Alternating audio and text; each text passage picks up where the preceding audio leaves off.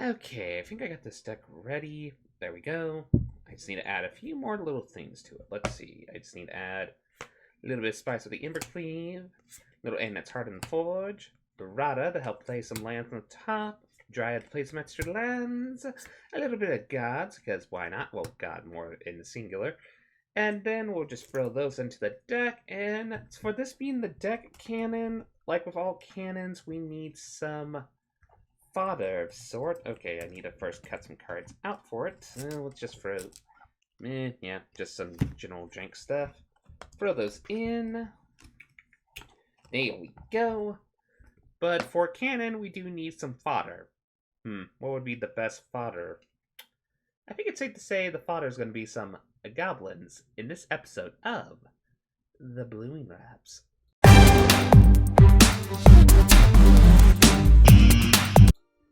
Hello, one and all, and welcome to a goblin-tastic version of the Brewing Labs. Now, for this episode, I decided to actually give a quick shout out to actually a podcast that inspired me to do such tech shenanigans, and that is the Goblin Lore podcast. I'll provide a link of their recent episode down below. They're a podcast that essentially takes the lore of Magic the Gathering, all the Vorforce aspects of it, the colorful characters, the colorful planes and locations, and actually try to take lessons to apply for real life circumstances. Their recent episode, that I'll provide a link down below, actually talks about the history of Karn and how to apply the lessons you can learn from Karn for people who are facing depression. Fascinating episode. I would give it a listen down below. Now, for the deck itself, as you can tell, Goblin lore is a little bit Goblin theme, so we decided to do a little bit of Goblin shenanigans. And our basic premise with this deck, as you could probably tell from the intro sequence, is we are playing to shoot a lot of Goblins out from our deck. So we have a ton of Goblins, including actually some cool new Goblins that actually we get from the intro decks that came updated due to the standard 2021 season that's going to be pretty much with rotation coming down in the fall. So we actually got a cool new Goblin set you can actually, for the record, play in Best of One in Standard Arena. So essentially, you can play in the standard 2021 ladder. So, for the record, this is a standard 2021 ladder deck. So, for the record. But some of the new Goblins we get is 10 Street Cadet, a cool 1 mana 1/1 that allows us whenever it gets blocked, it creates another Gobbo. Perfect. And also we have Goblin Game Leader, which is essentially a 2/2 that creates 2 Gobbo tokens. Awesome. And also, for those who are very familiar with this card from last year's core set, Goblin Trashmaster. Just a really good lord, and it helps us to sack goblins to destroy very problematic artifacts, which is something we might face with in the meta, just something to keep in mind. But as we say, we have a bunch of goblins, so how are we going to play all those goblins from our deck? Well, we got Conspicuous Snoop, a new card from the recent core set to help us with that little problem. A 2 mana 2/2, and we can play with the top card of our library revealed. We have to. But we may cast goblin spells from the top of our library. Very perfect. Allows us to play more goblins and just pretty much spit out all goblins from our deck. Now the problem is, I can see many of you saying, well, what if we get like a land clump in our deck? Well, that's why we have 2 of Rada, Heart of the Keld. A free mana free as long as your turn. Rada Heart of the Keld has first strike, but that doesn't matter. What does matter though is you may look at the top card of your library at any time, and you may play land cards from the top of your library. So if we go through a land club on the top of our deck, we can actually play the lands from the top of our deck and hopefully get more goblins to play. We also have Dryad of the Elysian Grove to also help with the land clumps in our decks as well, being able to play an additional land. Plus, also it's good for color fixing to help us essentially splash for the green here. So that is perfect. Also, another honorary Goblo, but it is a goblin. So Grumgully the Generous allows us, with all of our non-human creatures, to enter the battlefield with an additional +1/+1 counter. And oh, it's make them big. Perfect. We also have an honorary non-Goblo Goblin, which is Clothis, as well as Scavenging Ooze, mostly to help us against Graveyard Hate shenanigans. Anats is here to help us against board wipes, as well as Bone Crusher Giant is here just to essentially deal spot removal, and also be a free mana 4/3 that's really hard to target. Very nice. We also have Terror the Peak in here. This is kind of like our one-of as a Impact Tremor style card, because especially since we're going to be trying to shoot out a lot of creatures from the top of our library, being able to deal incremental points of damage, very perfect for this deck. We also throw in Brash Taunter, because on Goblin, as well as if we're going against any stompy mid-range decks, being able to have this as a chump blocker that essentially negates all the damage, presuming it's not trample, and take all that damage and direct it right at the opponent. Perfect. Plus also can fight those stompy creatures as well. We also put a 2-of Vivian, Monster's Advocate, just a great card from Ikoria. It allows us to play our goblins on the top of our decks, since it has that static effect, as well as any other non-goblin creatures, which we have a teeny few in the deck as well. So it allows us to play our deck, shoot out all of our creatures, and hopefully deal a lot of damage to our opponent. Plus all its activated abilities, being able to create a free green beast creature token, and then have a choice of a Vigilance, a Reach, or a Trample counter on it. Very versatile, very modular. As well as the -2, being able to, whenever we cast a creature spell, be able to tutor for a creature of lower mana cost. Helps us tutor for all of our little key component engines to help us play cards from the top of our library. Very perfect for the deck. And then in the top end, technically, I decided, since we're doing rule-based shenanigans, I decided to put in Embercleave as well as the Great Hinge. Embercleave, not much said about it, just a great, ridiculously powerful artifact. Being able to take our creatures and make it have double strike trample, ridiculously absurd, plus a little +1/+1 boost. And of course, everybody knows the combo of ANATs along with Embercleave. Very silly. We also have the Great Hinge in here as well, just because it's a very powerful artifact that's a powerful mana rock. Also allows us to draw cards when we play non-token creatures. Perfect for the deck as well. Though honestly, you could definitely take one of these out and throw in the other. Like maybe you can go with 2 Great Hinges or 2 Embercleaves. But I decided for the Grull-based shenanigans to keep one of each in the deck, just to show off its interaction with the deck. Nevertheless, that is Goblin Deck Cannon. Brain fart.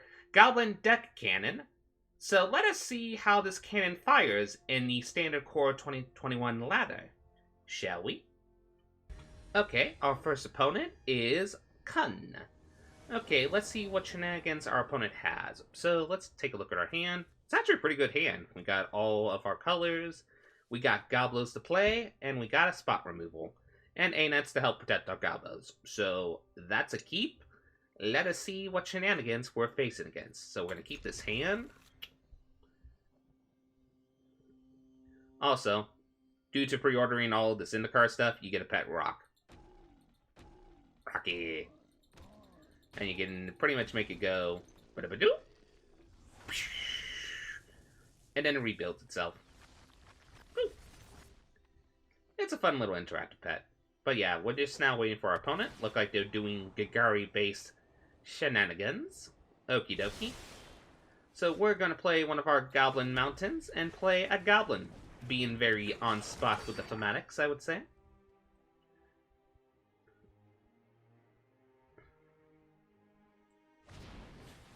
Ooh, looks like we got some Death Touch shenanigans. Maybe it's Gagari Death Touch? So they play a Fabled Passage. They're going to hold on to see what we play.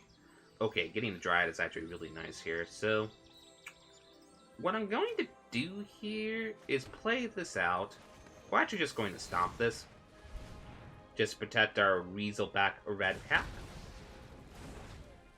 And then swing in for a little bit of 1 point of damage. Let's see what they try to fetch here. They're going to fetch for a Swamp. Makes sense. So we're going to swing in for 1. Also, I thought the forest for this deck would be the Rebecca Gay basic land forest cycle. Basically, the basic land cycle from that set. Very gorgeous. I would definitely consider, if you can ever buy it from the shop, if they ever sell it again or such, give it a shot. Maybe you can craft them, hopefully? I'm not sure, actually. Anyway, so now what we're going to do here, there's another Death Toucher, so it's Jund Death Touch. Oh, this is probably like the Porky Parrot type of deck, where they essentially... Ooh, okay, that might change our plans just a little bit. I don't think it does change that much, though, so I think we're still going to play the Dryad out. That way we can play the land for a little bit of ramp, and then we're going to play another Gabo. And then we're going to see if they want to trade. Probably not, because if this is the Porky Parrot Mutate deck, they're probably just waiting to mutate Porky Parrot onto the Foulmire Knight so that they can ping down our stuff, which is going to be the most little annoying component of this, if this is what I think it is.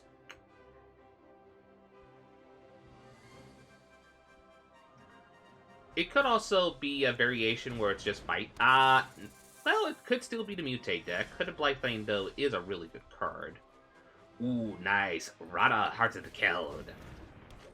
Then we can play a land on top. Then we're going to play our Goblin.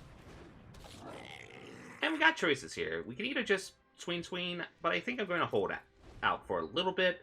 That way, then, if we get enough mana, we can just pump this 2 times when whichever one gets blocked by the Hooded Blightbane.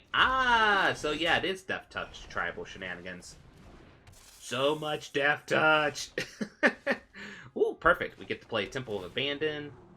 Why don't you keep that on top, because since, due to the fact that we can play an additional land each turn, thanks to the Dryad. Now we're going to throw that on the bottom, since we don't need it. We didn't really need another Rodder, to be honest, but we got choices here. We could try to attack in a Weaselback Redcap and see if they block the Hooded Blightbane. I highly doubt it. Honestly, I think the better play here is to play Anats. And just play the Goblin. And pass the turn. Now we have insurance if they have like any spot removal shenanigans. Oh, they might actually try to remove the Rodder, which then we could just play Rodder from the top, so maybe that wasn't such a bad idea after all. There's the Porky Parrot! Saw that one coming a mile away. Okay, so lucky enough, we still get our little token. Like I said, Anat's perfect card for the deck. So we're gonna play Rada number 2. And honestly, I think I'm just going to go into the attack now. I think now we go on the aggressive and see how they block.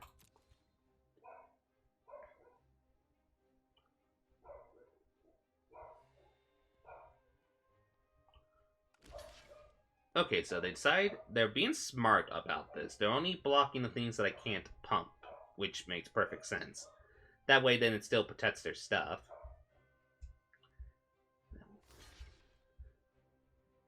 And are they going to... Okay, well in that case, we're still going to pump this up. Just so we can get a little bit more damage in. And the best part is, when the creature dies, we're still going to get a token out of it. So we get a few more tokens to help us do that. So yeah, they're probably going to try to now target Anats, because it makes perfect sense for our opponent to do that. So, but we still get some more satires, but they do get card draw and life gain. So if we can find any way to remove Chevelle, that might not be a bad idea. Oh, great. Not another Porky Parrot. So, probably Rada's going bye-bye now. So many Porky Parrots. Well, in that case, honestly, we'll probably... Actually, no. We're already good with the ramp. I think we just swing in with everything. Forcing the block.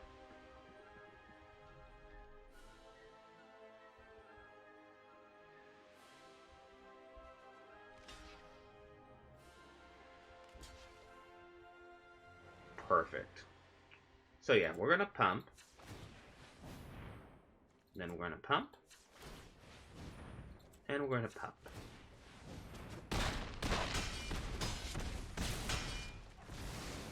And then we're going to play our Arsonist.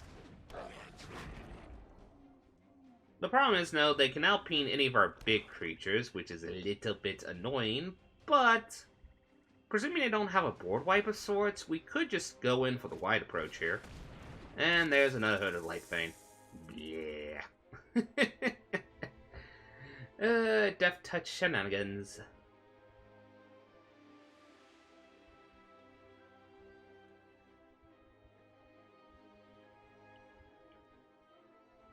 There we go. There's the peen off the Dryad, as we suspected. Are they going to hold on the other Porky Parrot for when we try to, quote-unquote, play something big, so to speak? They might do that. So, actually, Actually, that's perfect. I'm going to play Bone Crusher Giant. Wait. Monkeys. I thought this... Well. we're still going to attack in with everything. And they do have to block, keep in mind. Do we have lethal, though, even? Or we're pretty close. So yeah, they're going to block the tokens. We're going to buff up everything. So obviously we throw in Castle Imbreath there, just in case if we have board states such as the following. Though I did restrict it to just 2 in the deck, since I don't want to have too many potential lands that enter in the battlefield tap shenanigans. So yeah, now they're going to Porky Parrot the Giant.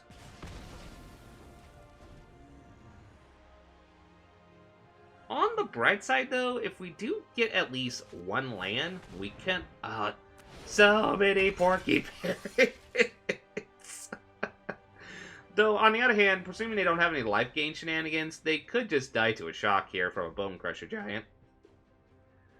But so many Porky Parrots. So many. A Goblin's worst enemy. A parrot that has a bunch of quills on its back.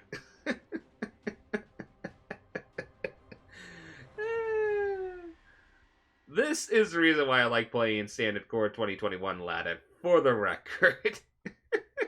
It might have some moments where it makes you a little salty when people play some of the really good meta decks, but these shenanigans is why playing the format, it can be lovely sometimes. Okay, yeah, we're going to put the land on the bottom because we don't need it. And honestly, we'll just swing in. I wonder if they're going to go with the peen approach or if they're going to go with the block approach.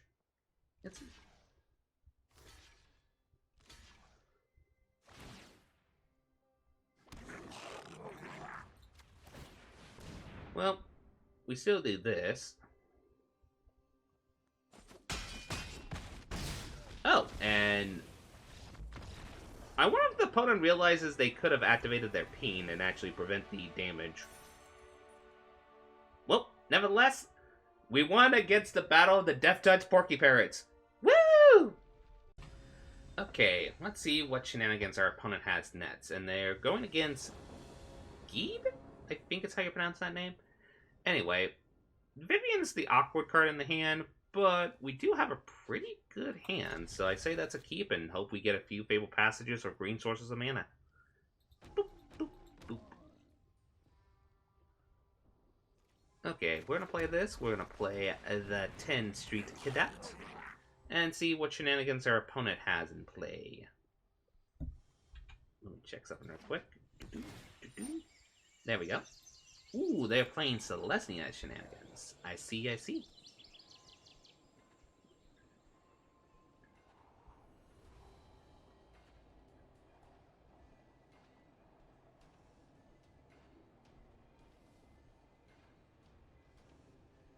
They're contemplating their top card. They decide to keep it on top. Okay. So then, now, we're gonna swing in. I'm gonna hold Stomp, so we'll see what they play next.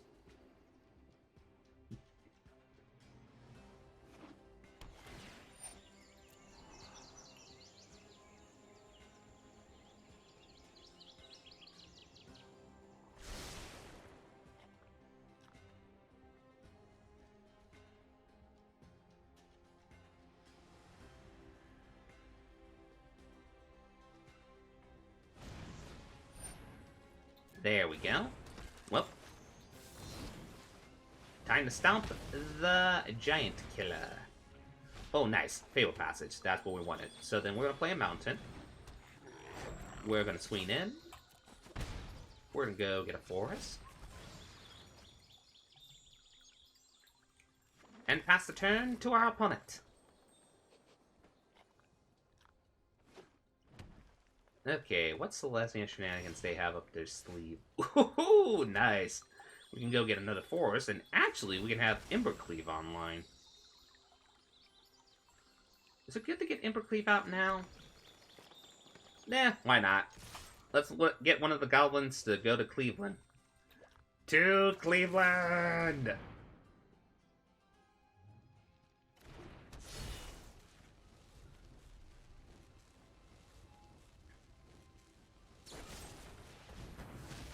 Ah, I see now. Well, at least we have the Embercleave online now, so then we can equip it to Actually, going to equip it to a Scooz would actually be pretty nice, I'm not gonna lie. Or even the Bone Crusher Giant. But there is a chance they might be running enchantment or artifact removal, especially since they are playing the colors that are prime for that type of removal, so we gotta keep that in mind.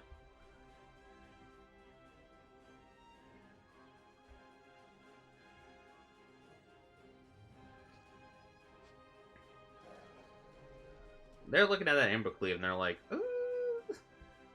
The question is, do they have the removal for it?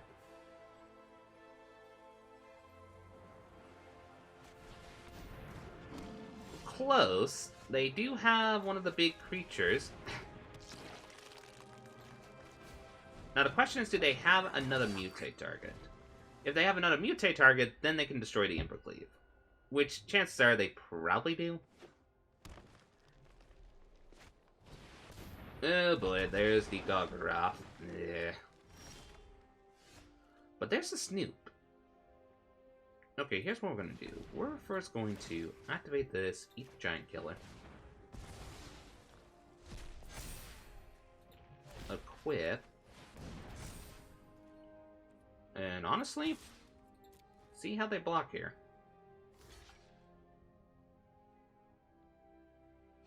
You're sure, opponent? They're like, oh, wait.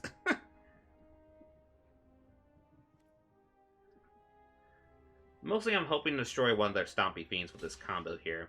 And destroying the Elder Gargaroth with this is lovely. It does destroy the Scooz, but I would rather get an Elder Gargaroth off the battlefield ASAP.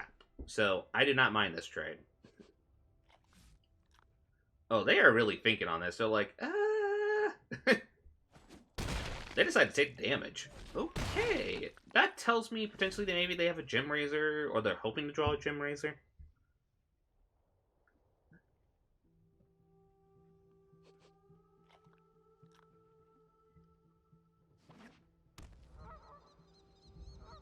Nevertheless, we're going to take 10 points to damage here. Ah, they had the Ram Flu. Ah. Well, hang on. We might still be... Well, it depends on what they do here. They probably want to gain the free life just to be safe, I would make a guess. They could also draw a card.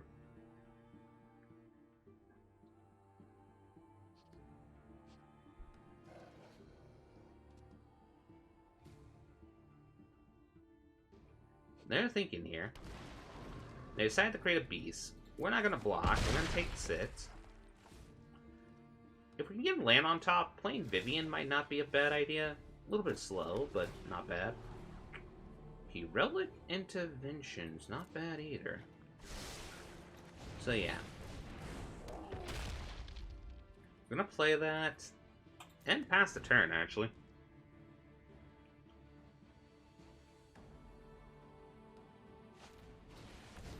That's a great henge. Do they have a creature to play is the question.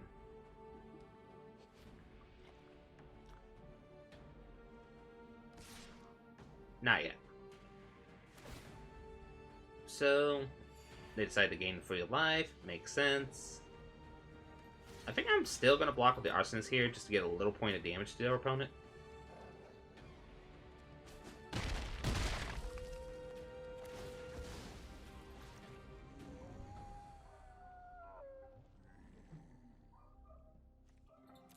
Thank you.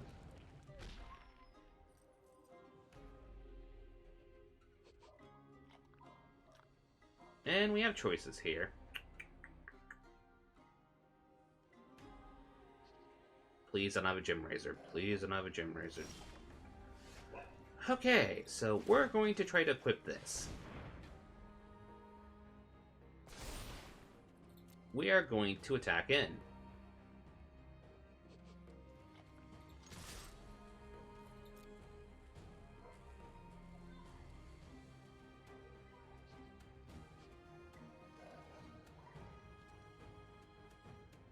If you hear family in the background, I apologize in advance.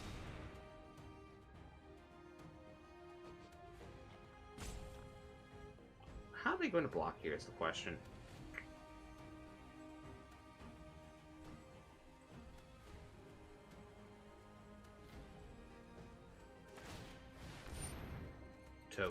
Okay.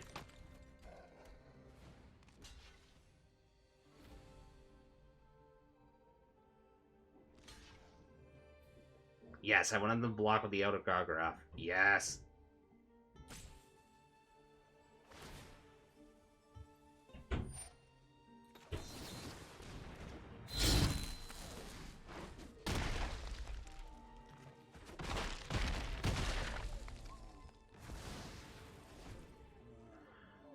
We are being risky here because our opponent could have a mutate target here and swing in for the lethal. So that was a risky play, not gonna lie.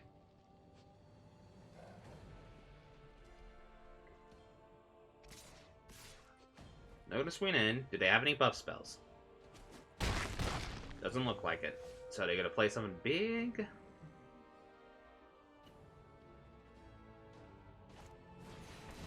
No, they're just going to be safe and play the Shoutout Sky. If they don't play... Okay, they're playing the slow play here. That's perfect for us. That's actually a great time to play the Vivian. And we're going to choose... Let's choose Vigilance, actually. Because we can equip with the Ember Cleave to make that.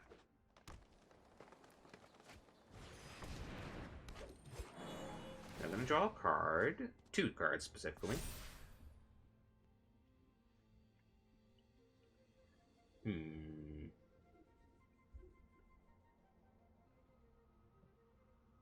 We're still not in the clear, I'll say that.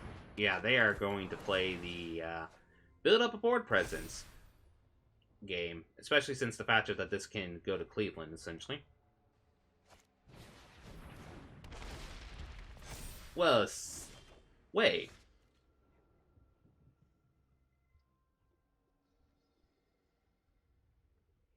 Okay.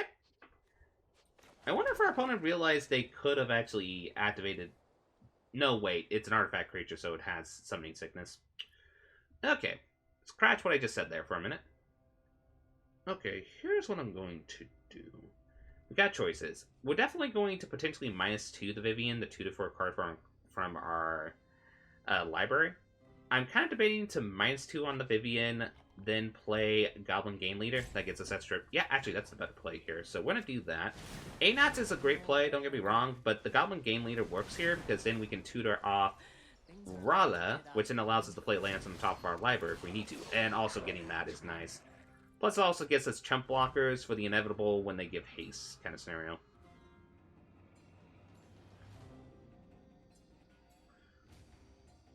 Our opponent might still got it here, I'm not gonna lie. Especially if they have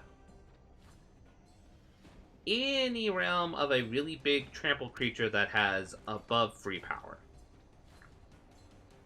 Because, technically speaking, if they do attack with the Lenore Visionaries, we can block with the Beast Token and Brada.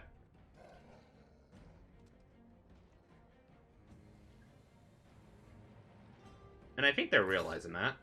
They're realizing... So yeah, we're gonna block with the Beast Token. We're gonna block like that. Hope they don't have any buff spells. If they do, good game. If they don't... Come on, no buff spells. No buff spells. Okay. Whew, okay.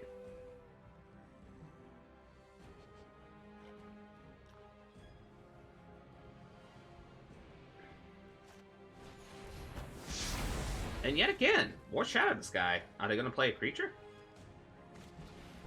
Okay, yeah, they're going to play that. Okay. Well, that's perfect then, because then we can play Terror of the Peaks. Plus this. Give it... Actually, I'm going to give it Reach. Well, no, they don't have any hasty... Yeah, Vigilance is more better here. Then we can pin this down. And...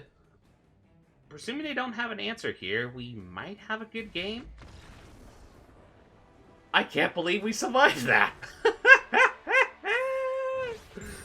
Oh my gosh. We survived Celestia Stompy with Red Grull Goblins. Wow. And also got the Diamond Tier 2, which is nice. And that was Goblin Deck Cannon. So, if there's any recommendations I would say for the deck, I definitely consider more kind of like goblins to consider for the deck. Like, I'm hoping that Zendikar Rising gives us any more good goblins, but you could go with stuff like with the hasty approach, like Raging Goblin. Maybe go more on the Goblin Arsonist 10th Street Cadet. There's also another goblin that's still legal post rotation, which is the Goblin Tunneler, due to the intro deck thing. Which, honestly, if we're playing more like a Weenies approach, I would definitely consider the card, but it's not like amazing. But then there's also Goblin Gathering if we're going for more of a spell-oriented, just generating a ton of tokens. And if you go with that approach, I would recommend something along the lines of Raid Bombardment, which is another card that, due to the intro decks we got, which essentially is... Mostly it's Cavalcade Calamity, but the better version, as many people make the joke of. So that's definitely a card to consider. If you are considering kind of like non-Goblin-based recommendations for the deck to help you out, definitely one card that just barely made it out of the deck was Questing Beast. Great card, especially against Planeswalker shenanigans. You could also throw in some more Scoozes, definitely Clophuses. There is also, I always forget the name of, I think it's Renata, actually? Well, I think it's better just say enchantment to get it. I would also recommend stuff specifically like Destiny Spinner to help us if we're going against more control magic. But there is also stuff I would recommend, such as, let's get to it, Gem Razor, obviously, to help us essentially against artifacts and enchantments. Great recommendation. Also, I did consider Ronaldo Call to the Hunt, since it allows us to get our creatures to essentially have counters on it. I also would recommend trying out Nylea Kenai for the deck, since it does allow us to play more cards on the top. I might actually try that out in a second iteration of this deck, just for fun that I play off stream. Or maybe even on stream, which you can actually catch during my Twitch streams. I'm still editing the schedule for that, but I'll get the schedule out as soon as I can. Nevertheless, I hope you all have a lovely day. This is LevDev, signing out. Ba-doo!